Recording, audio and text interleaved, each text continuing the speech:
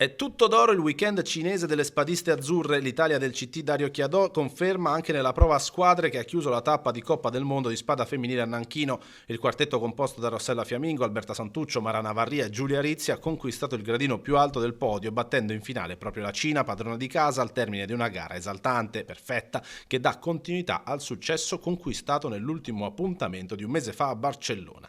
E c'è ancora gioia per le spadiste friulane Marana Varria e Giulia Rizzi. Il team delle spadiste italiane, che saliva in pedana già aritmeticamente qualificato per i Giochi Olimpici di Parigi 2024, ha sconfitto per 45-30 Israele. Nei quarti si sono ripetute con un'altra prestazione maiuscola, battendo 42-33 gli Stati Uniti.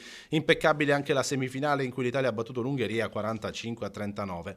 La finale contro la Cina è stata apoteosi. Per 6 frazioni su 9, infatti, le azzurre sono state in lieve svantaggio, poi nell'ultimo giro di assalti la rimonta da super squadra più 3 per Rizzi e stesso score positivo per Fiamingo, infine il più 4 di Santuccio per scavare un solco che è valso il 43-34, inno di Mameli a piena cassa e bandiera del Friuli altissima. Il trionfo azzurro nella prova a squadre ha chiuso lo splendido fine settimana della spada femminile italiana sulle pedane cinesi, dopo che nel sabato della gara individuale erano arrivati il successo di Giulia Rizzi e il bronzo della Santuccio, ma anche il quinto posto di Rossella Fiamingo. Con tanti sorrisi e i complimenti del presidente federale Paolo Azzi si conclude un fine settimana che le spadiste azzurre e in particolare la nostra Giulia Rizzi ricorderanno a lungo.